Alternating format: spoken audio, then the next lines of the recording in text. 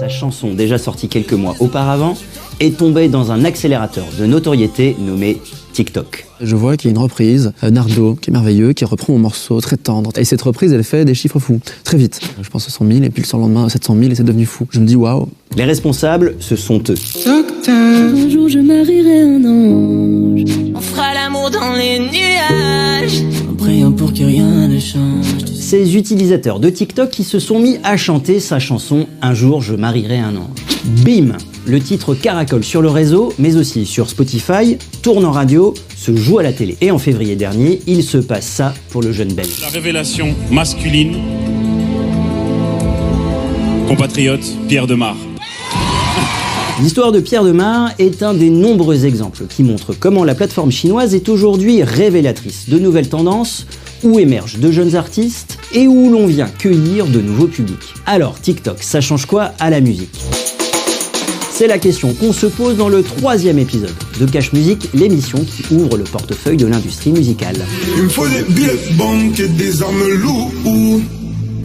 Après le streaming, TikTok est la 2e source de découverte de musique pour les 16-24 ans. Avec 1 milliard d'utilisateurs, le réseau devient naturellement la source d'intérêt numéro 1 de l'industrie, comme nous l'explique Jean-Baptiste Roch du service musique de Télérama. On sait aujourd'hui qu'il y a une forte personnalisation associée aux vidéos TikTok. Un exemple, vous regardez une vidéo culinaire qui vous fait saliver, la musique qui est derrière en sera d'autant plus attrayante pour vous que si vous l'écoutiez seul chez vous, sans image. La musique sur TikTok prend un côté attachant grâce à l'image. Et c'est ce que recherchent les maisons de disques et les artistes qui rêvent d'un buzz sur TikTok. Il apparaît que le public de cette plateforme chinoise y est jeune, mais surtout très fidèle et prescripteur, et particulièrement consommateur. 40% des utilisateurs de la plateforme payent un abonnement à un service de streaming alors que c'est 25% dans la population générale. Ils sont aussi plus enclins à acheter du merchandising aux artistes. TikTok s'est aussi doté de l'outil imparable pour permettre la circulation des chansons. Docteur, un jour je marierai un ange. Ce bouton son placé sous les vidéos qui permet d'accéder à tous les contenus qui utilisent le même morceau. Docteur, un jour je marierai un ange. Et qui permet aussi de s'en servir dans sa propre vidéo. De quoi faciliter incroyablement la viralité d'une chanson, ça s'appelle la trend sur TikTok. Et c'est ce qu'il s'est passé pour Pierre Demar. Il avait préparé un album, et voilà qu'il est récupéré par la trend. Je pense qu'il avait sur Spotify 6 millions d'écoutes. Et aujourd'hui, là, à l'heure où je te parle, on doit être tout combiné à 70 millions d'écoutes, un truc comme ça. Quand on dit un morceau qui démarre sur TikTok, on le voit de plus en plus. Les radios sont forcés de suivre. Et ça a été mon cas aussi avec Un jour je marierai un ange qui tournait déjà, c'était déjà un single. J'avais plusieurs nationales, mais j'avais pas Énergie, tu vois, qui est la plus importante pour les hits, on va dire. Il y a les carrières qui sont faites à partir de TikTok. Je pense que ici ce serait horrible par rapport à tout le travail de mon label et les un an et demi.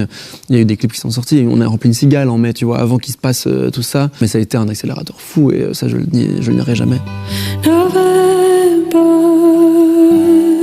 November Ultra, révélation féminine en même temps que lui, a connu le même boom. Merci beaucoup. J'arrive pas à croire.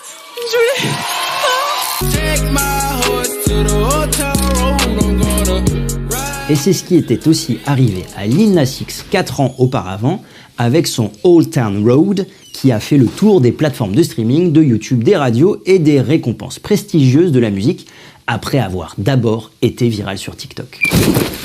Mama. Hat down, cross town, living like a rock star, spend a lot of money on my brand new guitar. C'est le premier artiste à émerger depuis TikTok, il a permis de montrer le potentiel gigantesque de la plateforme.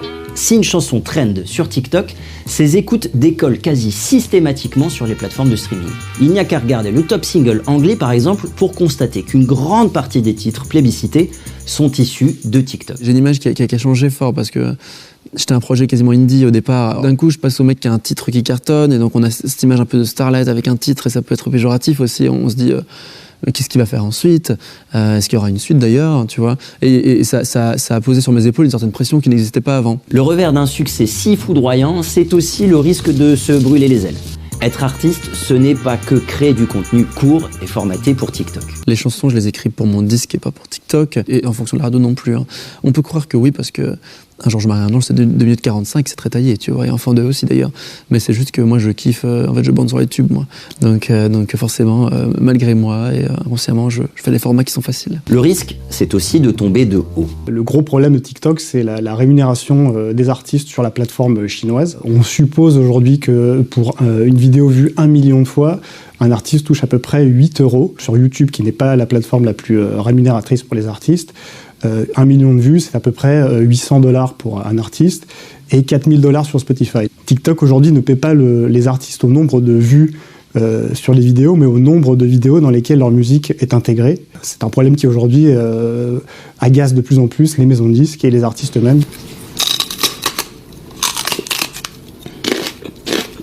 Malgré tout ça, pour un jeune artiste, être présent sur TikTok est désormais indispensable. Pour les maisons de disques, il est devenu essentiel d'y surveiller le moindre bruissement, grâce à des algorithmes programmés pour repérer les trends le plus tôt possible, ou en tentant de précipiter les choses avec des contrats passés avec des influenceurs pour qu'ils utilisent certaines chansons dans leur contenu. Mais pour l'instant, faute de percer la formule magique de l'algorithme, les labels ne font qu'accompagner les tendances plutôt que de les créer. TikTok, c'est la loterie en fait. C'est vraiment la loterie, sauf que c'est pas payant, mis à part en temps. Et en fait, ça m'arrivera peut-être plus jamais, parce que ce genre de truc-là, ça arrive une fois sur 1 million. Nous, on a réussi à exploiter le morceau et à le faire durer le plus longtemps possible. Pour le grand malheur de certains qui l'ont entendu beaucoup cette année, et moi le premier. La situation est presque inédite. D'un côté, le pouvoir est rendu aux auditeurs qui décident de ce qui peut leur plaire.